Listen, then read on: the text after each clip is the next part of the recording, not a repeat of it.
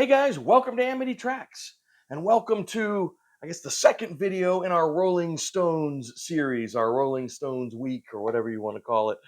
Um, if you missed the first video, I recommend you go back and check that out. We, of course, did a review of the brand new Hackney Diamonds, and you can see, our in-depth thoughts on this new Rolling Stones album.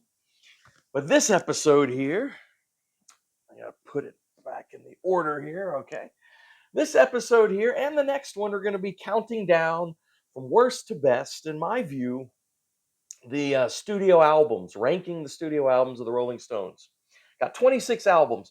And the reason we're doing 26 is, I'm focusing on the US discography.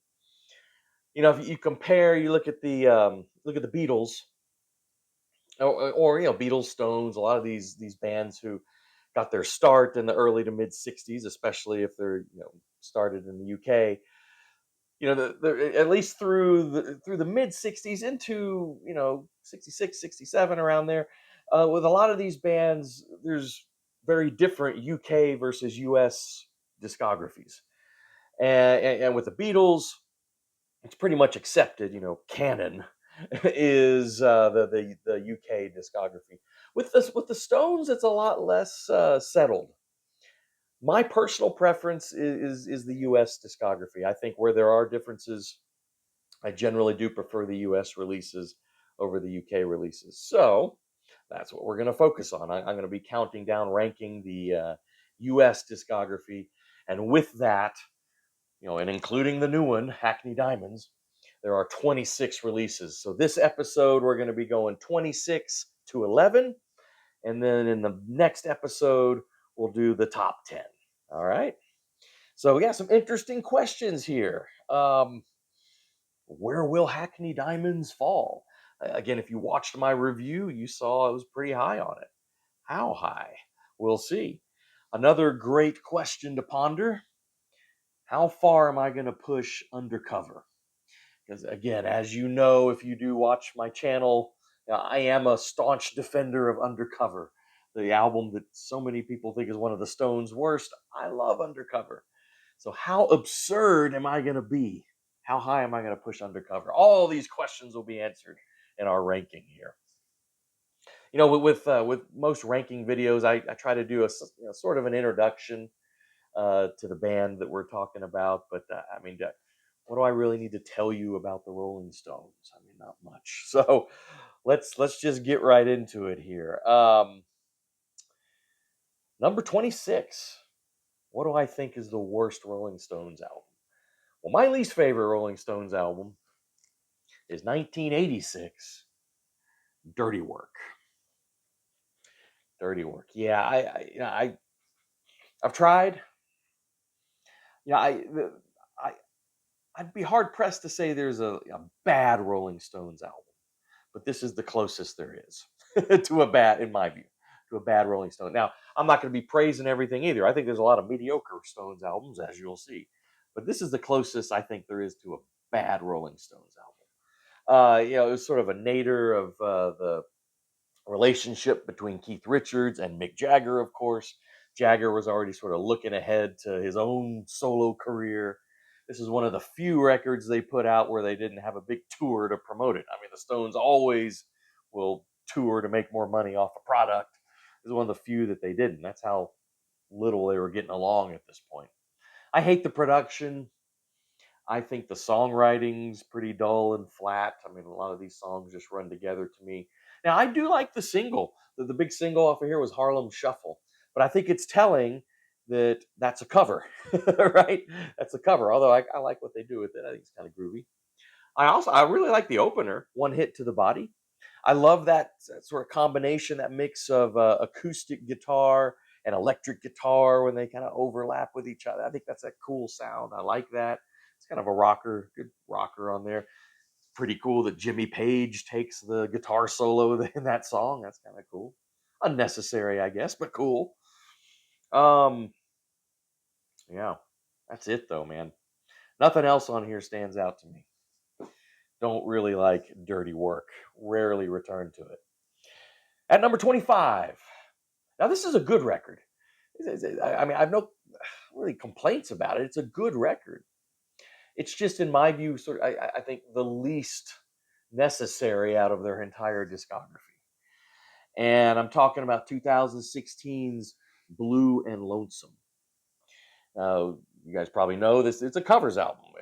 They're kind of revisiting some of their favorite blues songs and doing covers. Very well played. You can tell they're enjoying it. You can tell it's energetic. I love the fact that Mick Jagger is back playing a lot of harmonica. That always makes me happy. But just kind of unnecessary. And even the story, but it's a cool story behind this record. They were getting together to record like a new proper Rolling Stones record, and they were kind of jamming and just sort of warming up, loosening up on some familiar blues favorites that they had, and they were having such a good time, and they thought it sounded so great that they decided to record it all and just put it out. And so yeah, it was kind of a toss off. Yeah, even they admit.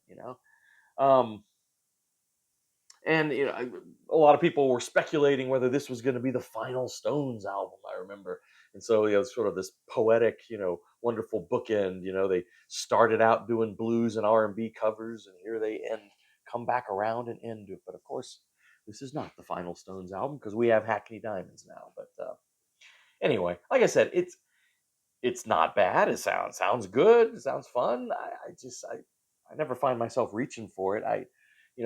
My view is any major band that is well known, or artists well known for songwriting, I'm not that interested in them doing a bunch of covers. And then my rule with covers is if you're going to do it, transform it, do something different with it. They don't really do that here. They kind of stick to the arrangements and just have a spirited jam on some blues favorites. That's fine, but I'm not pulling that out very much. All right, number 24. I think it's probably on the bottom for a lot of people, or near the bottom for a lot of people. 1997's Bridges to Babylon. Yeah, way overproduced. I mean, you've got a whole handful of producers on here. The Dust Brothers, for instance. Don Was, of course, is doing the main production here. And in that battle between Mick Jagger and Keith Richards, right, where Mick always wants to sort of be somewhat on the cutting edge and be relevant and modern and kind of tuned into the modern sounds, and Keith just like wants to do his Chuck Berry riffs and be the Stones. Yeah, that's what sort of makes the push and pull kind of interesting and fun a lot of the time. I think Mick wins out on this one, but it's too slick, it's too overproduced, too long. And from Steel Wheels on, especially you get into the CD era. Just because you have more space on a CD doesn't mean you should be filling all of that space. and something that plagues these more recent Stones albums is they're too long. A lot of them would be better records if they could trim some of it. And this is too long.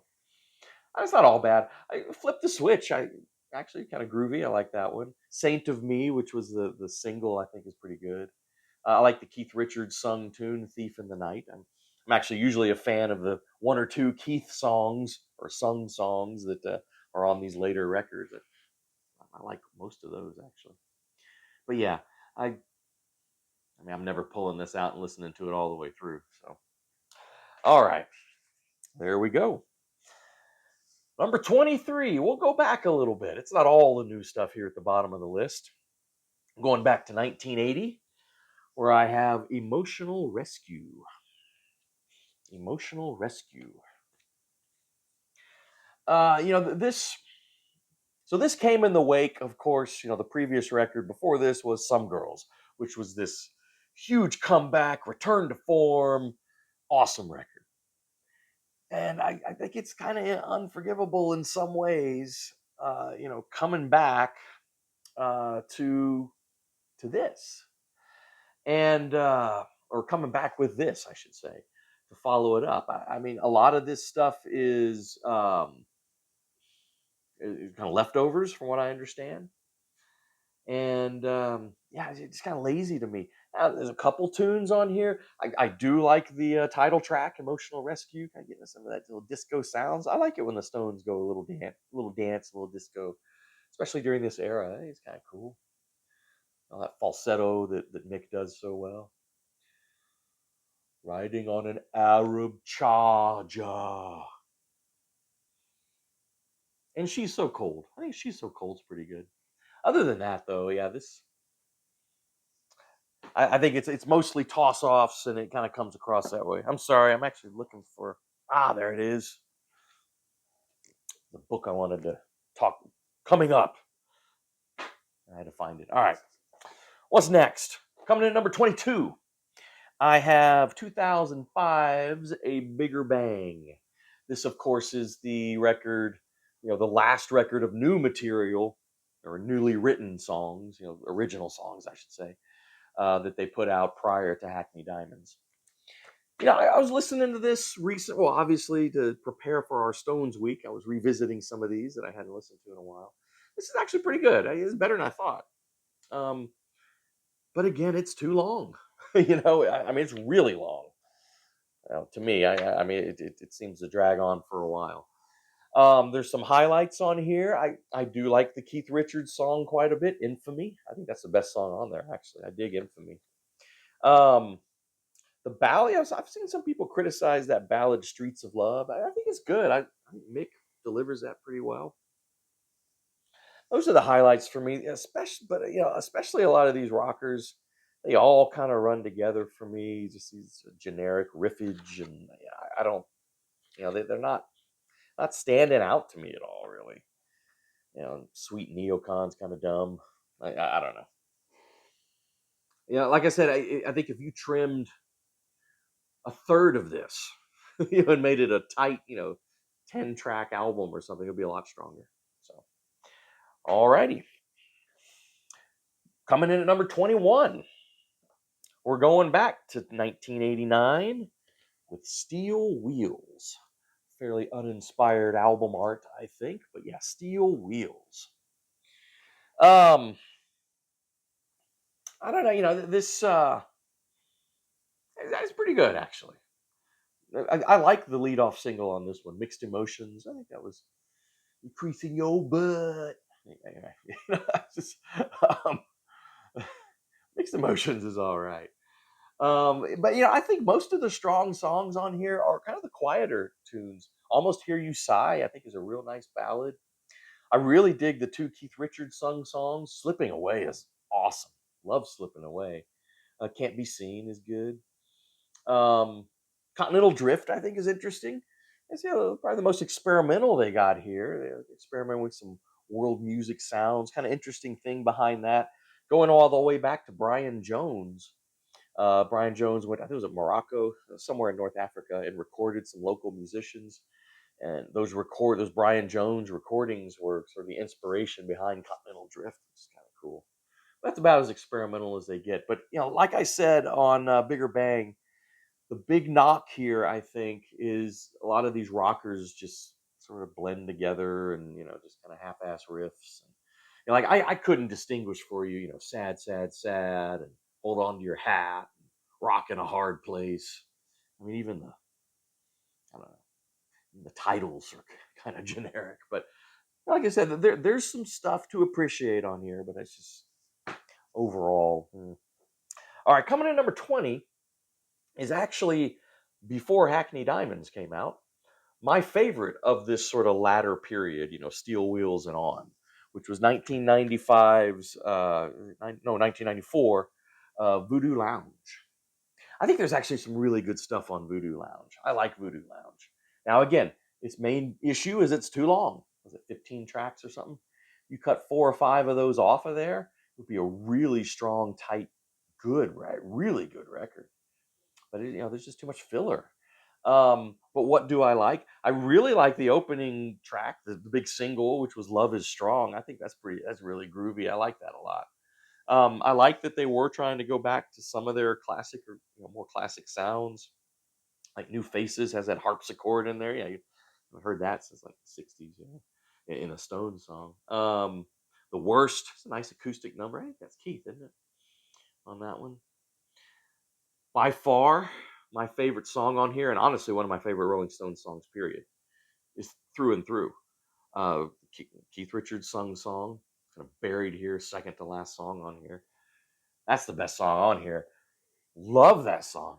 Yeah, you remember that song was used so effectively in The Sopranos, right? And that one of those episodes in Sopranos. I remember watching that, and it's just been so long since I had listened to this, and I just wasn't, you know, couldn't remember much of what was on here at all by that point when I was watching The Sopranos. And I remember that song came on in that episode. It was used so effectively, such an awesome song. I remember thinking, like, who is that? That's a great song. And I figured it out. It's the Stones. What? And so I went back to this. I was like, oh, it's on there. It's a great song. Love that song.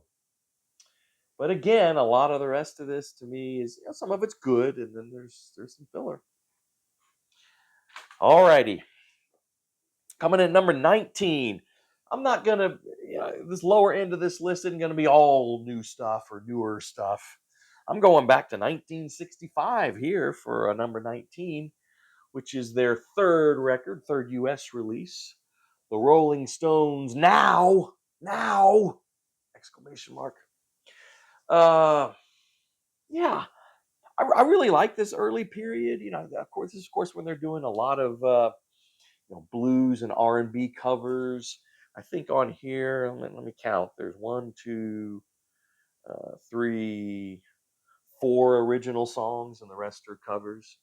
And out of those original songs, there's only one that really is the keeper, and that's Heart of Stone, of course, one of their early classics. Um, it's energetic. I like it. It's just, to me, actually, this is my least favorite of those first, you know, I guess pre-Aftermath albums. Probably my least favorite of those, so that's why it's here. But it's a good listen. It's a good listen. We're getting into real good territory here, at least. Coming to number 18, we're going to jump to 1967 with Between the Buttons. Between the Buttons. Now, this is an interesting album. This is pretty eclectic. There's a lot of good.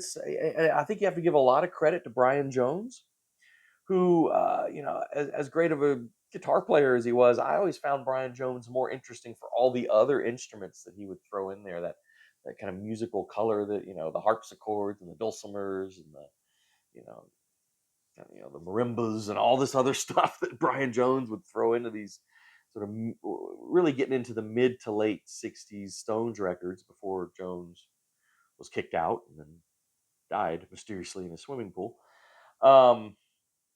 Very interesting, and I think this one shows a lot of that.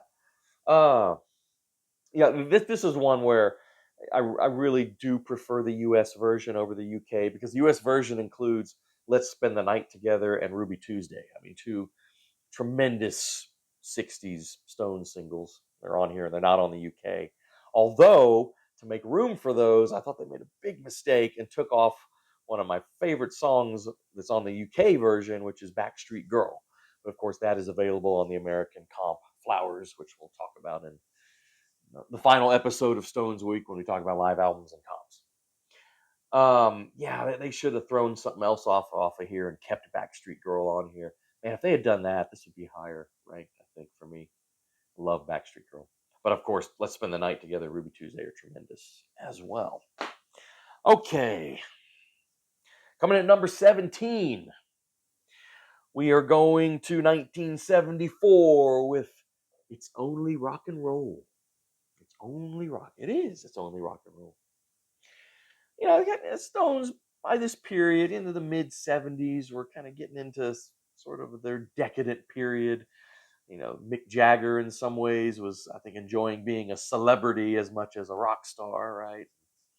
Starting to show a little bit. I mean, you just look at that cover art, right? There's some good stuff on here.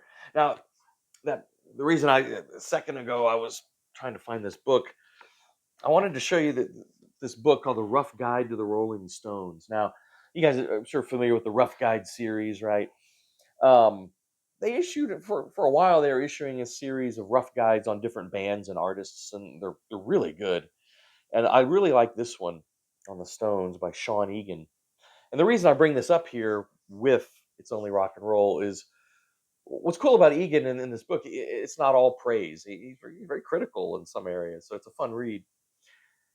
And he brings up something called the "It's Only Rock and Roll" test, and that's always stuck with me because he was addressing how in these more recent Rolling Stones records, how critics seem to kind of be falling all over each other, to praise and say, "Oh, this is the greatest, Stones album since Some Girls or Tattoo You or whatever." He seems to say that about every new Stones record, and then inevitably kind of fades away, and people don't really remember the record anymore.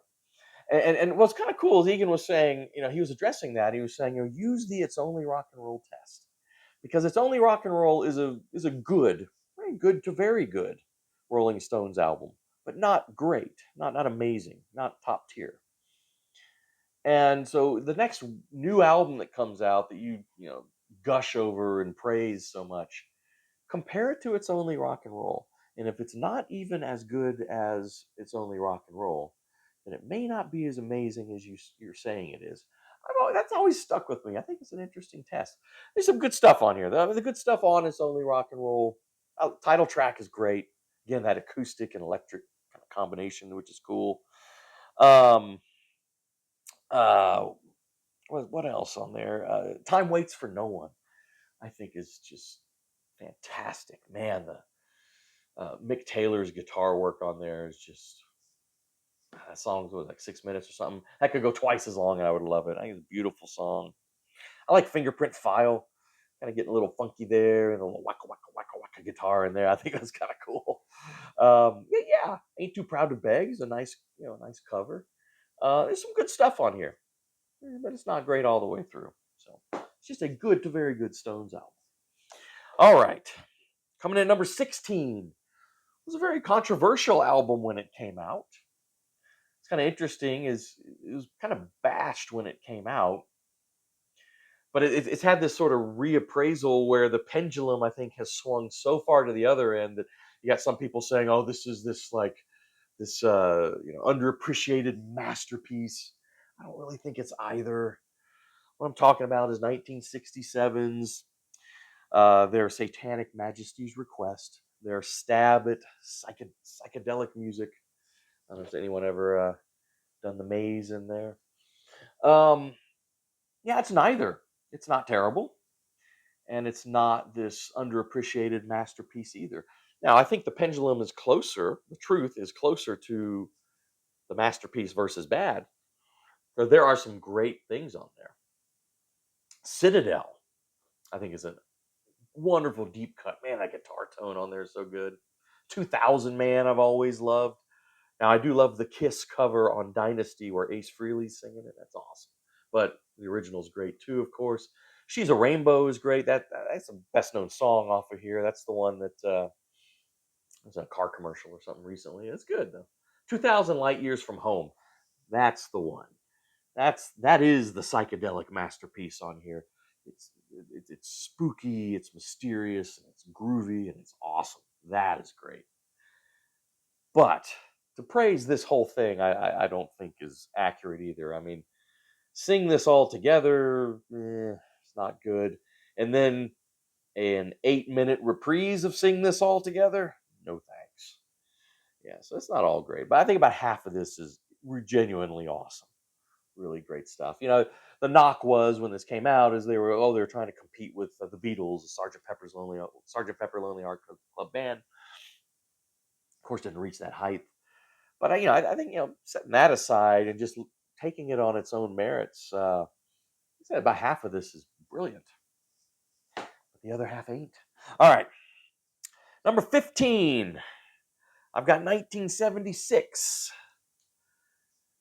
"Black and Blue." There they are. Now, notable because it's the first album with Ron Wood as an official member of the Stones. I guess this would be the point to where I should address, the second guitarist issue in the Stones. Mick Jagger and Keith Richards and Charlie Watts and Bill Wyman were there from the beginning. Bill Wyman, of course, leaves after Steel Wheels, and then they just kind of have session guys mostly. Daryl Jones mainly standing in on the bass, but not, they never replaced Bill Wyman with an official member.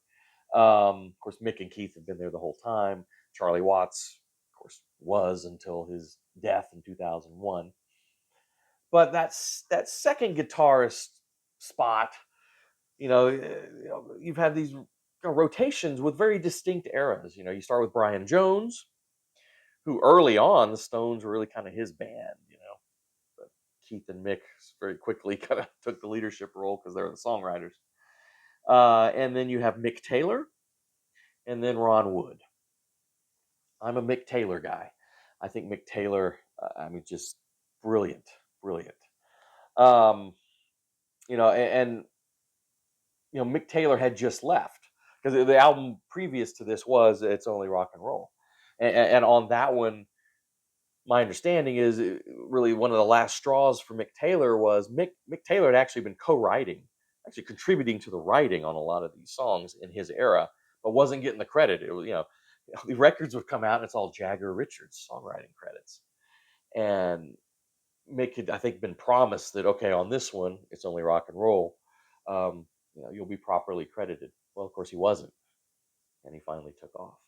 Yeah, Mick Taylor, I think, just the best soloist, and just really brings something to the Stones. To me, that's my favorite lineup with Mick Taylor. We already mentioned Brian Jones, great guitar player, but also brings in a lot of color and a lot of other instruments. Kind of makes it pretty eclectic. Yeah, and then Ron Wood, of the Faces, and played with Jeff Beck before on bass.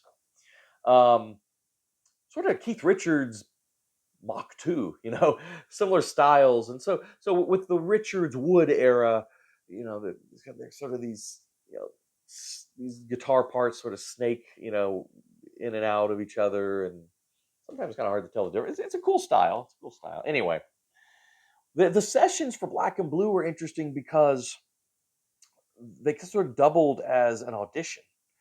You have multiple guitar players on here, not just Ron Wood, that are sort of playing on these sessions and doubling as auditioning. Ron Wood, of course, gets the job, I think, because of Hey Negrita. Oh, it's so great. That dirty, gritty guitar playing on Hey Negrita is awesome on here. What's kind of interesting? I really, and this is an album that I think has gained a lot of appreciation more and more. There are a lot of people who really like this. I really like this album. It's kind of eclectic. I think it in part because of the different guitar players. Kind of some kind of funky playing on here, and I like Hot Stuff, Hand of Fate, Memory Motel. It's kind of a near epic. Yeah, some good stuff on here. Kind of real quick fun story. Jeff Beck was one of the guitarists who supposedly was, came to, to see if something works out and I can join the Stones. And so the story goes that Beck showed up and he's a little surly. He was sort of making fun of how simple some of the arrangements were for some of these Stones songs that he was jamming on. Because Beck had been doing all this fusion work and all that. And supposedly Keith Richards got so insulted by that after Beck left, Richards wiped Beck's playing clean from all these tapes that they had done and these. So none of Jeff Beck's playing is on here, but it's kind of a fun story. All right. Man, we're down to number 14. I still haven't mentioned the new record, have I? Am I that high on it? Well, yeah. And here's where I put it right now. Number 14 is where I would put Hackney Diamonds. Maybe I am going overboard the excitement of the new, but I probably have listened to this record at least 15 times since I got it. So it's not just one or two run throughs, and nothing's kind of fading, and I don't like that as much as I did initially. And if anything, I'm liking it more and more and more as I listen to it. I don't think there's a bum track on here. It's not every track is brilliant, but I don't think there's a bad song on here. And it's been a while since you could say that about a Stones album as far as recent releases. It's no filler to me. Anyway, I'm not going to talk a lot about this because the previous video we did a pretty extensive review of this record, so you can go watch that if you want to hear what I think about it. But yeah, this is where I put it. All right. Uh, okay. So at 14, we had the most recent one. So at 13, let's go all the way back to the beginning. I've got the debut, at least the US debut. The Rolling Stones, England's newest hit makers. So, yeah, this is a great debut. Just the energy coming out of here. I mean, there's only three originals on here, and Tell Me is the only one that kind of stands out. So they're obviously here. They're much more comfortable doing covers, blues and R&B covers. But man, do they do them with panache and energy and grit. It's a fun listen, really a fun listen. Yeah, Not Fade Away. I guess that Buddy Holly tune is awesome on here. Carol, the Chuck Berry song from the get go. Keith Richards is showing his Chuck Berry fetishes. Anyway, no, it's a great listen all the way through. I mean, I love it. Now, of course, the Jagger Richards songwriting team. It's going to take a few records for them to really develop. They don't come bursting out of the gate like Lennon and McCartney. This doesn't have quite the impact that, say, that debut Beatles record does, but still an awesome record. Still an awesome record. All right, two more here.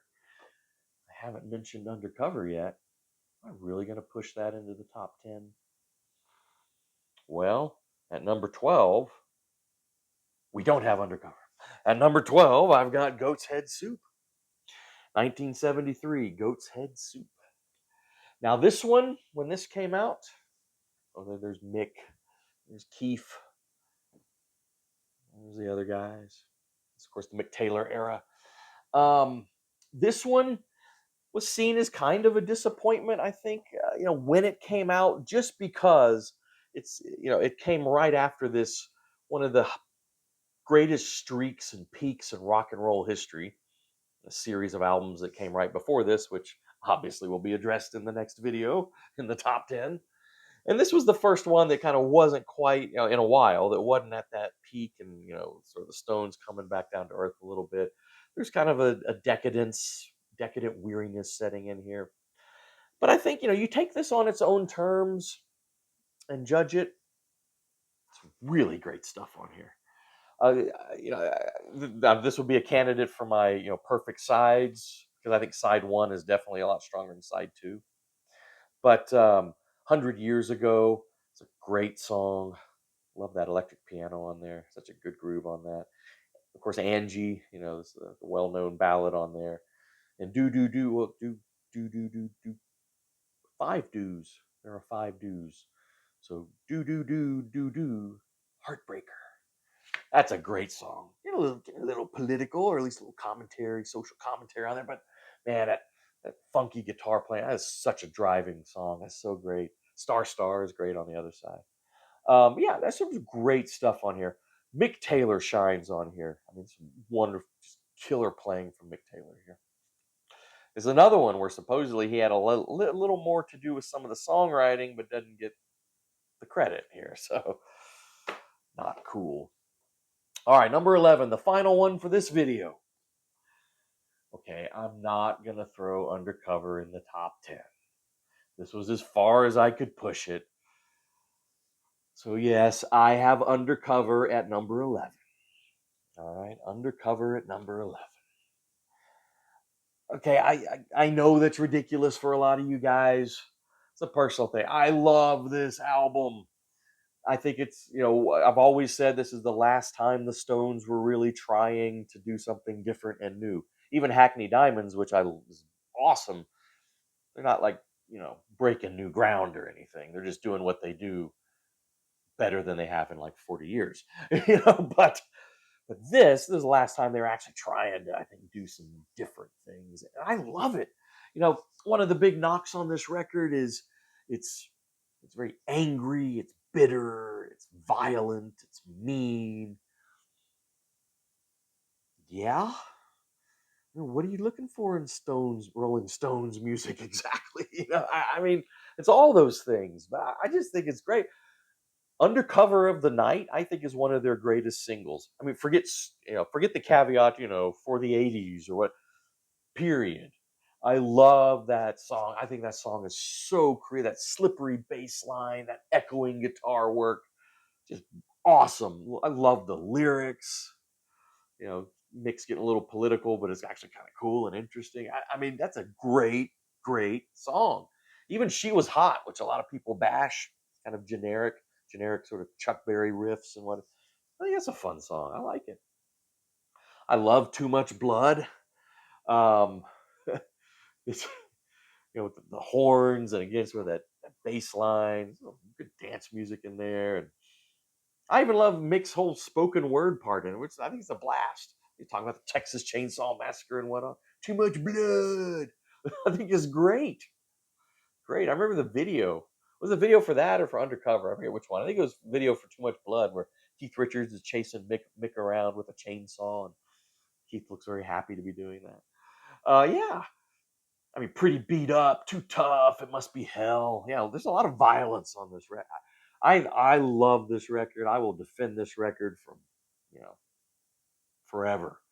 I don't know. If you've been with us since the beginning, the very first episode we ever put out on this channel was albums I love more than I'm supposed to. I think it was the title, but it's basically like I picked some what I think are underrated records that get bashed, but I think are great. I spent time talking about this on that, so yeah, there you go. Well, all right, guys, that's 26 through 11 on my list. So the next episode, getting to the heavy, heavy stuff, the top 10, my top 10 Rolling Stones records. And yeah, so what do you think so far? Let's hear it in the comments. Did I get stuff right? Did I get stuff wrong? Let's talk Stones and ranking Stones. Well, all right, guys, we really do appreciate you watching. Please do subscribe to the channel if you have not. Really helps us out.